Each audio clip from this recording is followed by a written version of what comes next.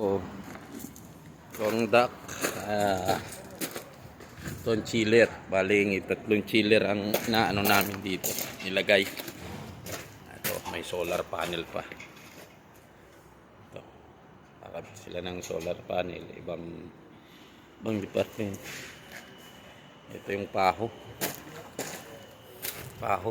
fan air handling unit. Itong chiller na to,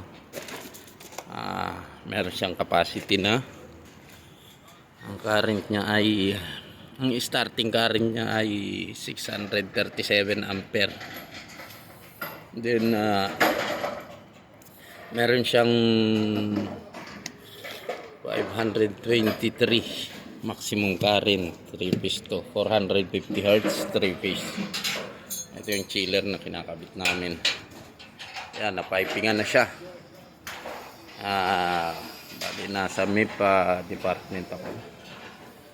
Yan yung isang chiller, yung pangalawa, ay yung pangatlo.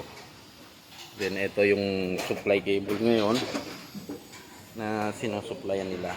Bali paggagawan ko naman to ng stand kada isa. Ngayon ang fire protection team natapos na nila itong pipe na to. Yan, papunta naman to rito sa pinaka pump room. Ito ang AHO, air handling unit ang ibig sabihin niya. Ito, meron siyang specification. Meron siyang 400 volt, 3 piece, 50 Hz, 3 kilowatts. Wala pa siyang mga piping ngayon. Yan, yung mga ducting niya. Bali, ito yung AHO. Ito yung pump room. Medyo tapos na sila rito.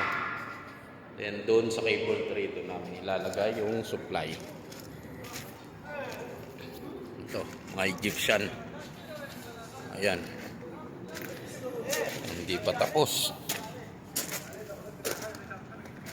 Also, this one. This is the AHO. And also this one, AHO also. Now also they are installing already the solar panel. I think they have already finished this one. This is a combination on solar panels, power supply, then grid power supply. Now they have a duct also now. This is the AHO. They will put already the duct.